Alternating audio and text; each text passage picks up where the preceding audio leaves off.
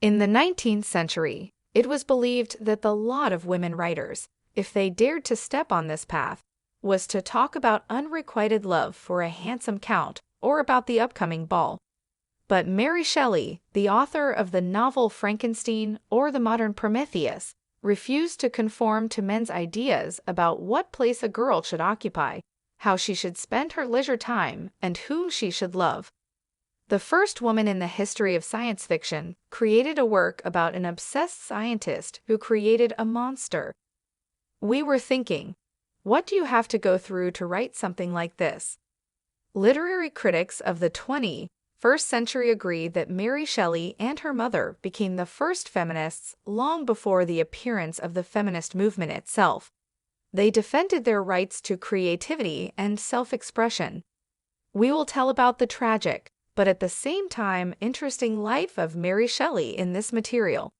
Mary Shelley was born in London on the 30th of August 1797 in an extremely advanced family by the standards of the 18th century.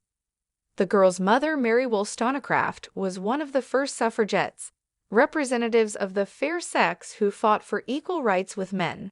And although the suffragette movement itself was born only in the middle of the 19th century, Mary had already written more than one essay about the emancipation of women.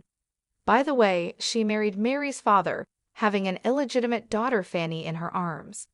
A blatant fact by the standards of Puritan England. Her lover William Godwin cared little about this fact. He was one of the first supporters of anarchism and preached freedom of morals. Wollstonecraft died of blood poisoning 11 days after giving birth to her second daughter. The doctor who delivered the baby did not wash his hands beforehand. Despite the fact that Mary did not know her mother, her death affected her entire subsequent life. The portrait of her mother, from whom she inherited liberal views, always stood on her desk. William Godwin, left with 2 daughters in his arms, chose to marry immediately. His second wife was a widow with children, Mary Jane Clairmont, who was not nearly as educated as her predecessor. From her first marriage, the new Mrs. Godwin had a daughter, Claire, who became a close friend of the future author of Frankenstein. From an early age, Mary aspired to knowledge. As a child, she met the English poets William Wordsworth and Samuel Taylor Coleridge, who were frequent guests of her father. They largely determined her love of literature. Mr. Godwin gave his daughter a brilliant education, which was rare for that time. She has a bold, sometimes even despotic, active mind. She has a great thirst for knowledge, and her perseverance in everything she takes on is truly irresistible. I find that she does not have at all what is universally called vices, and that she is gifted with considerable talent. Mr. Godwin spoke of Mary in a letter to one of his friends. The girl was really very gifted. She spent her leisure time reading books, wrote several stories, and the first poem of the future poetess was published in a local newspaper in 1807. Meanwhile, the atmosphere in the house was very tense. William's new wife disliked her stepdaughters and did not deal with them at all. The girls had to grow up in an environment of constant tension. At the age of 16, Mary met the 21-year-old poet Percy Shelley. He was a classic bad guy, and therefore girls really liked him. Percy was kicked out of Oxford for being a free thinker. He wrote and printed a pamphlet, The Necessity of Atheism, and after being expelled from the university, felt like a champion of truth and freedom. At the time of meeting Mary, he was already married to 19-year-old Harriet Westbrook, a boarding house friend of his sister's, and the daughter of a wealthy innkeeper. Shelley dreamed of saving his beloved from his father's tyranny. She complained about his cruelty and suggested that she escape to Edinburgh to secretly marry. Percy's parents, outraged by such an unprofitable party, disinherited him. There are testimonies of cousin Charles, to whom Shelley confessed that he gives himself to Harriet not out of love for her, but out of a chivalrous sense of self-sacrifice. So in May 1814, Percy and Harriet visited the Godwin house. Shelley admired not only the free-thinker William's worldview, but also the beauty and intelligence of his daughter, Mary. Seeing a slender girl with a pale face, he instantly lost his head.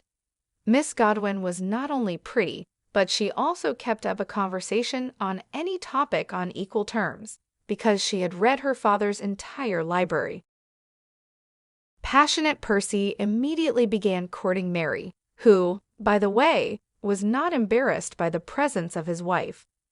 The girl appointed a date for her lover at her mother's grave, where they discussed the works of thinkers. At some point, Shelley and Godwin got tired of hiding, and they decided to run away. The poet was finally disappointed in his marriage with Harriet, who needed nothing but new clothes, and abandoned her. In addition, he suspected his pregnant wife of cheating with an Irish officer, and therefore called her for a serious conversation, and said that he could not live with her anymore. On July 28, 1814, Percy and Mary escaped to France, taking Claire Clairmont with them for company. The young people traveled around Europe for about 6 weeks. Some experts believe that Percy and Claire had an affair behind the future poet's back. Mary's older sister, 18-year-old Fanny, stayed in England and, according to historians, fell into depression because she also fell in love with the fatal Percy. When the money ran out, the fugitives had to return home. There they were condemned by everyone, including William Godwin, who did not allow Mary to stay in his house. The girl, who at that time was pregnant with her first child, moved to her lover. Meanwhile, Percy was still officially married.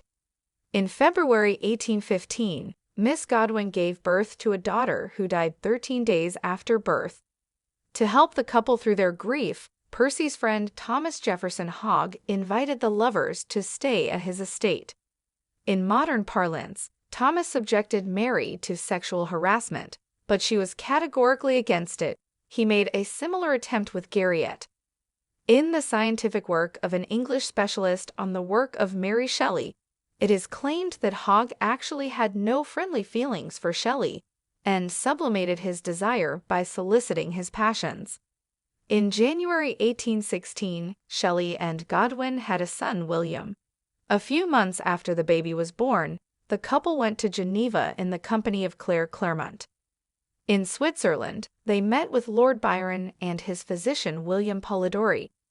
It was then that Mary asked everyone to address her as Mrs. Shelley. The company went boating on Lake Geneva, engaged in creative work, discussed recently released works. The summer was wet and cold. The incessant rain did not let us out of the house for days, 18-year-old Mrs. Shelley wrote in her diary at the time.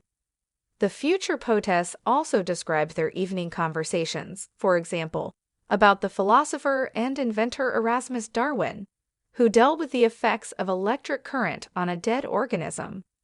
The discharge caused muscle contraction and the appearance of animation. There were even rumors that Darwin was still able to revive dead matter, which, in fact, was what Victor Frankenstein was doing in Mary's novel. In addition, the company was entertained by reading German mystical stories. According to Mary's diary, the idea of Frankenstein came to her in a dream. I saw a pale scientist, a follower of the occult sciences, bending over a creature that he was putting together.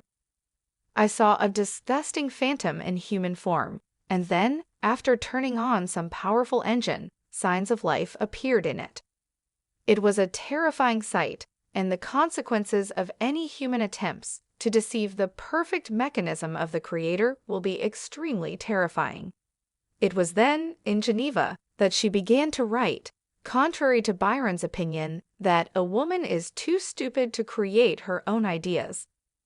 The hippies of the Romantic era, as modern literary critics called this company, returned to England in the autumn of 1816. Percy and Mary were greeted with sad news. The sister of the writer Fanny Godwin, who never got out of depression, committed suicide. She was 22 years old. Many researchers of Shelley's work have come to the conclusion that this happened because of unrequited love for the poet. In December of the same year, another tragedy occurred. Percy's wife Harriet also committed suicide. Her body was found in London's Hyde Park.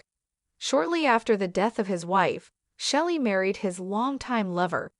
After that, Mary reconciled with her father, with whom she had not spoken for several years. In September 1817, the couple had a daughter, Clara. All this time, the writer continued to make sketches. At first, Mrs. Shelley wanted to write a novel, but under the influence of her husband, she abandoned this idea and decided to write a novel about an obsessed scientist who dreamed of creating a perfect being. Instead, it turned out to be a monster capable only of revenge and killing. The writer finished the work in the spring of 1817, and in January 1818 it was published with a foreword by Percy Shelley. However, Mary did not sign her name and preferred to remain incognito. The public believed that Percy wrote the novel, and his wife had to fight for copyright, proving to everyone that the book came from her pen. However, Mary's contemporaries did not appreciate the book. The plot was too cruel. The public was shocked even more after they found out that the work was written by a woman.